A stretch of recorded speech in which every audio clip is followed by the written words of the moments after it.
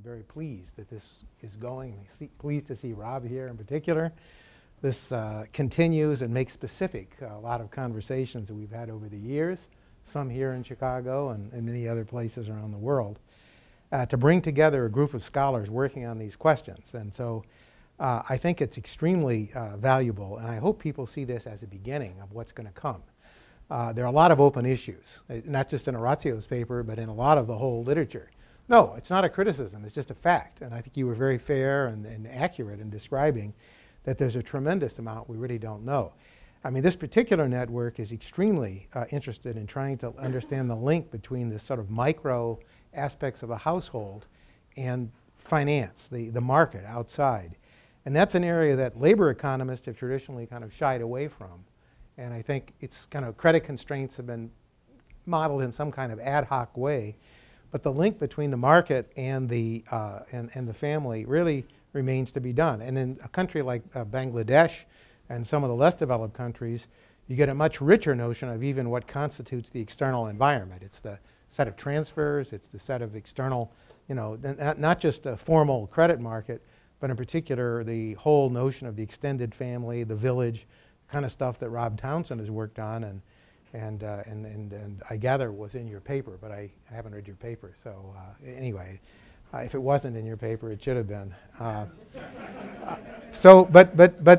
I mean, this is an exciting area, and so I hope that people will realize this is the beginning of a discussion, not the final conference and the one-shot blast. We're hopefully we'll put these together for quite a few years, and I'm sure you all heard about the INET network and the Human Capital Inequality Network, of which this is a group.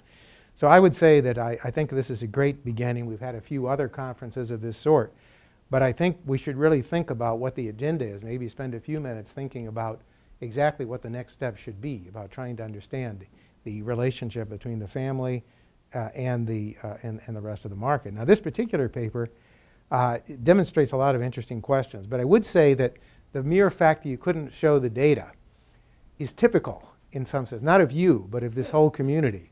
No, it's actually been very harmful, I think, for early childhood development. There's been this kind of paranoia, secrecy, and unwilling to share data. This is not unique to this particular data set. It's true in other cases. It took us years to negotiate in some of our own studies with some other groups where people were reassured they had the proper authorship and so forth. And as we speak today, there are plenty of people who are more than willing to kind of sit on data sets that actually have potentially great value because they want to make sure their Vita gets another line on it before. And then the other part is, frankly, making the data set available to other scholars. I mean, and I'm not faulting you, please understand, but I'm saying I've suffered from some of the same difficulties, and many others have as well, where literally the idea of replication, exchange, I mean, economics has a culture of kind of a jousting culture where we put things up, we put things out on the website. If you hide your data, you're frequently ruined, and at least you're heavily suspect. But a lot of the work in early childhood has actually had these proprietary data sets where people have spent years collecting the data. And as a result, they want to protect their rights in this. But as a result, they also don't let other people in. And they don't seem to realize the consequence of having people collecting their own data and then analyzing it. The fear is that people have a vested interest. And so I think it's every time when the door has been opened and people have looked at the data, there's been some benefit. So that's kind of a general observation I'd make. Let me just make some specific things. This particular paper is not so much about the relationship with the market. In fact, I didn't see anything in your slides about the market or even family transfers like across. I would assume there must be extended families, village kind of communal structures that could support this. And that's not a criticism. It's just kind of trying to link it with the larger objective of the group. But let me just make a few observations and then sit down. So I completely agree that a lot remains to be done. So if we just focus on the question of the economics of the family or just trying to understand what's going on in the family, I truly believe that we are, with no pun intended, in the infancy of this field. And it really is a sense that even the models you wrote down and sort of referred to in the literature have kind of treated the family in a very aggregative way and have really not sort of looked at the individual interactions. I mean, there are a whole set of questions. There are principal agent questions. The questions, some of the stuff that Flavio is working on, for example, just about trying to explore the information. I mean, there are a lot of parents who simply aren't that well informed. And there are a lot of interventions that are actually trying precisely to see what the value of providing information is.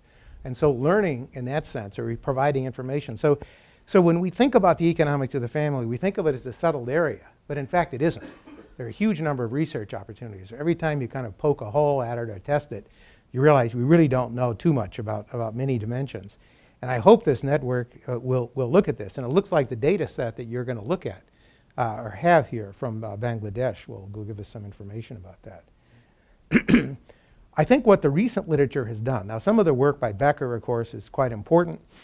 And I think, though, a lot of Becker's emphasis has been on the family. He's done a lot of things in the treatise on the family and so forth. But I think what the recent work has done, building on that work, has really kind of put these models into multi-period models. I mean, Becker Tomes is basically a one-period model of childhood. And the kind of model that Orazio was talking about is a multi-period model of childhood, and actually a multi-period model of adulthood.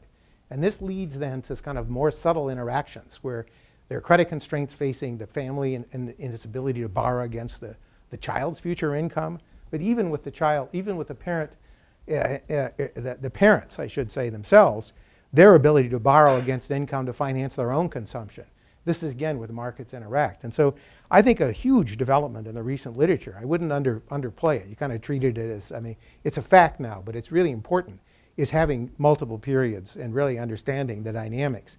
Because the dynamics also suggest, in a one-period model, you think about all investments as being a perfect substitute. So you think about schooling, you think about job training, you think about early childhood development, you think about educating the mother not to smoke when she's carrying the child.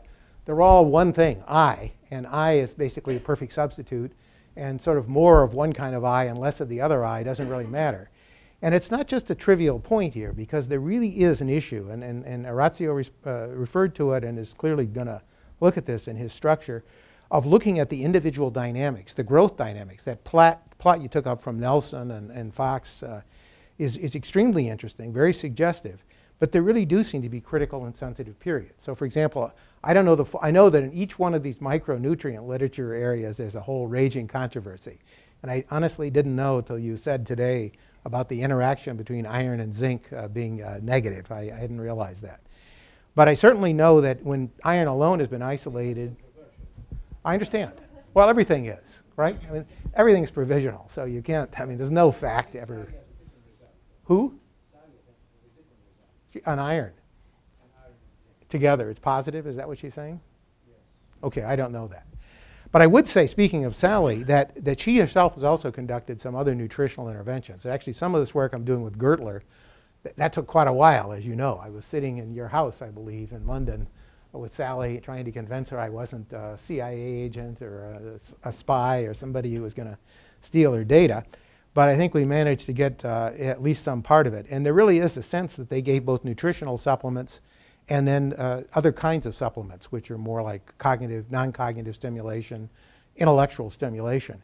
And it seemed like the nutritional supplement, this was following not through the first 4 or 5 years, showed a big payoff in the early years, right, in the Jamaican data. And then it faded away. And these are randomized assignments. But the supplements that came, and there were different treatment streams.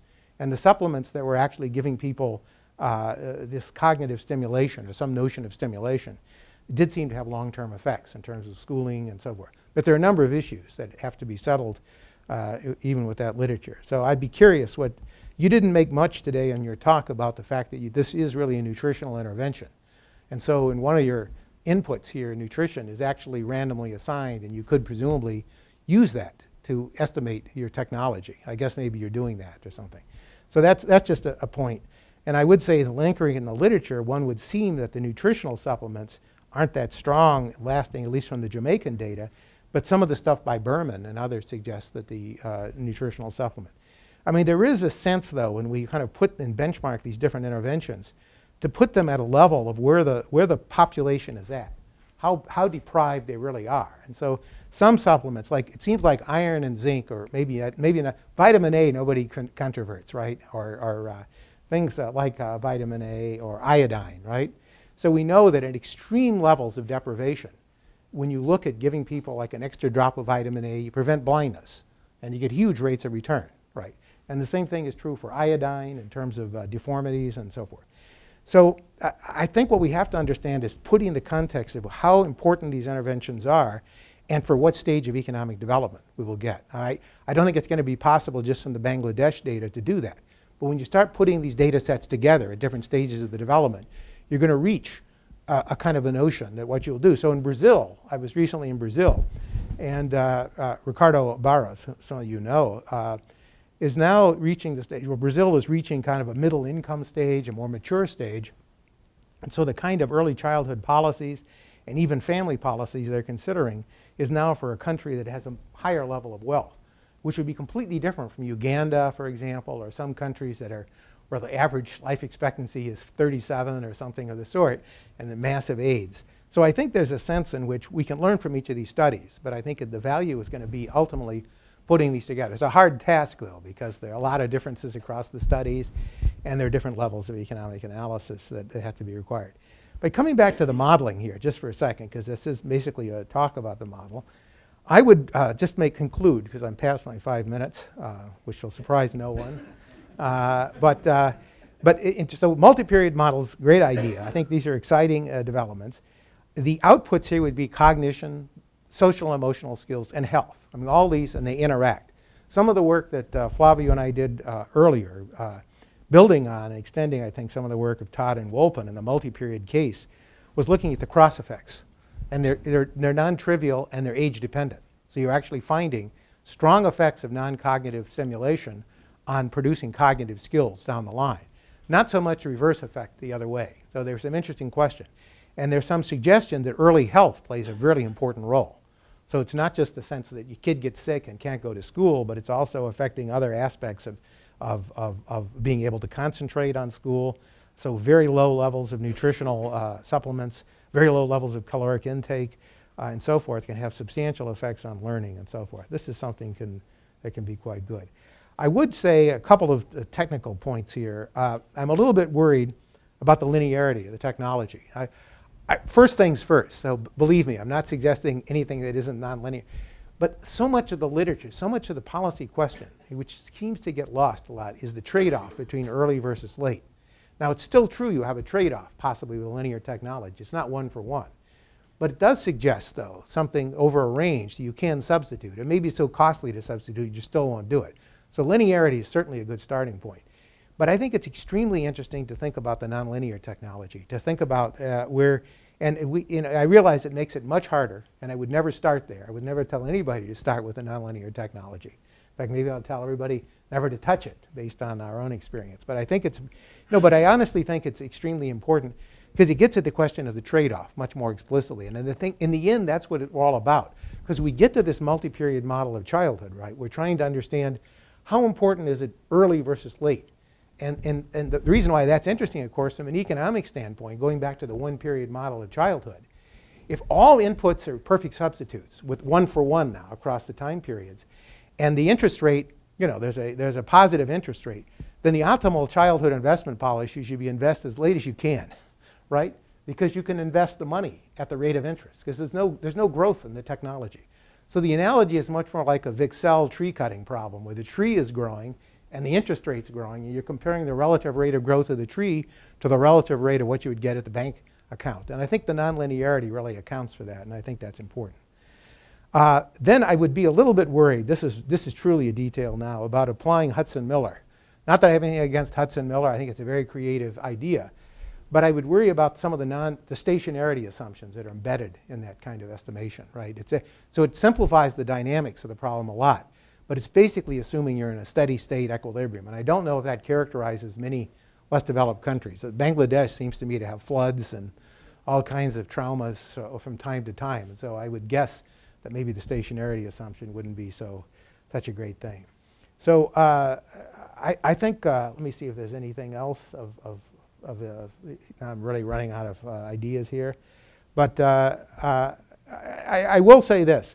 There are a large number of studies that are being done right now looking at early parts of the childhood. So many, many early childhood interventions have been introduced.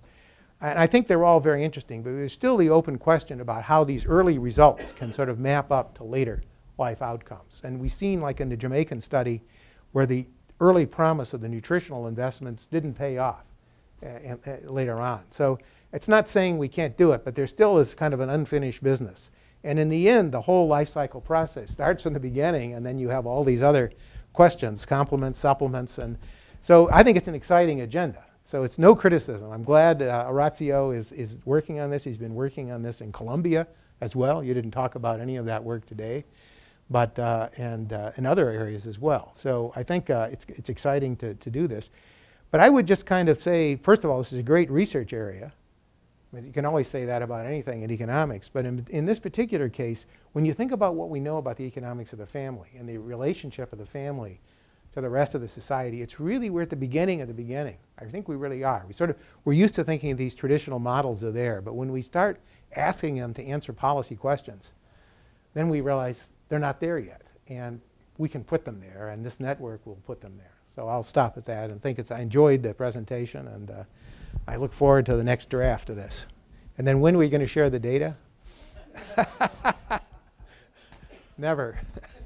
But not because of him. Just, but I do think it's something that would be nice to somehow get these people to admit, right, that in the end they can only benefit by having their studies replicated. And so I'll stop with that.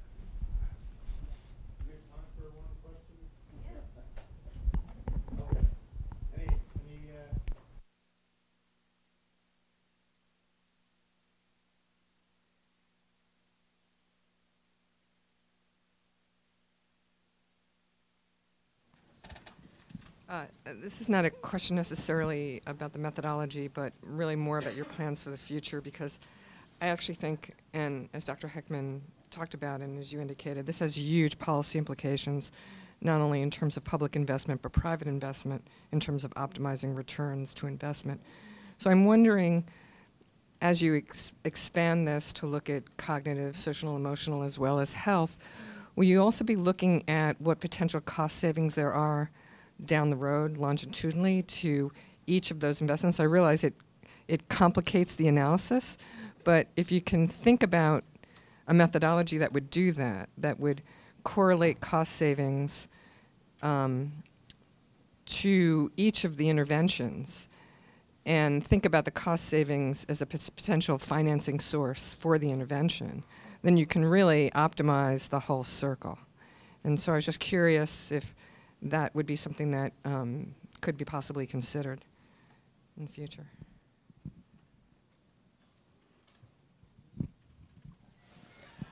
I thoroughly enjoyed the presentation.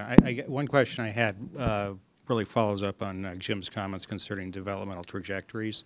It would seem to me interesting to look at the neuroscience literature on the evolution, or they should say the diminution of brain plasticity. In other words, we know that there's certain periods in development in which there's these very large effects on neuronal death, et cetera. And it seems to me that the thing that you really want to focus on is investments prior to these particular events. You know, to make a simple example, if my goal was to make sure everybody knew a foreign language, investments after the age of 13 probably wouldn't be very efficacious. But there's obviously much more serious examples that it seems to me that the neuroscience literature could help you guide in terms of where you want to look at timing relationships.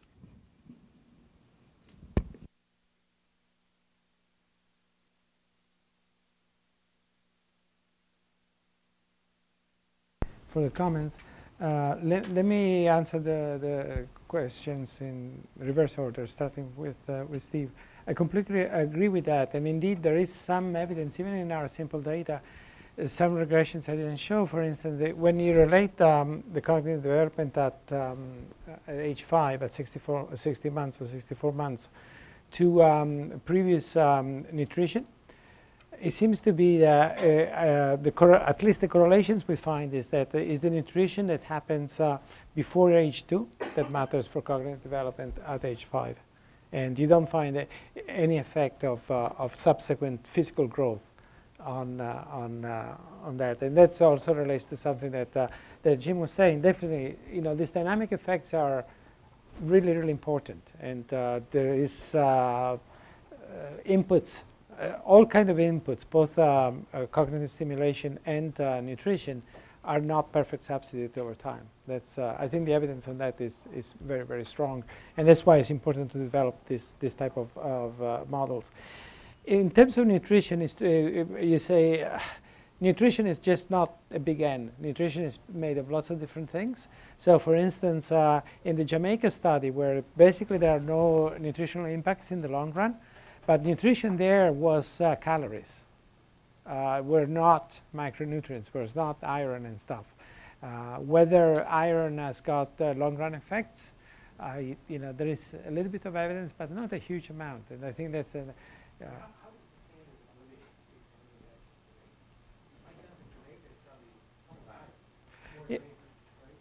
except that the sample that was done on which they did the intervention of the Jamaica study that you're referring to were all stunted children. So compared to Bangladesh, I can check that. I can check the nutritional status of the. I haven't done it, but sure. On the last question, I think the idea is actually that if you are able to identify the production function, then you can you can do the type of exercise that you suggest in a sensible fashion, in the sense that you can control for the specific feature of the production function, and importantly, you can control for the endogenous reaction of the parents to specific intervention.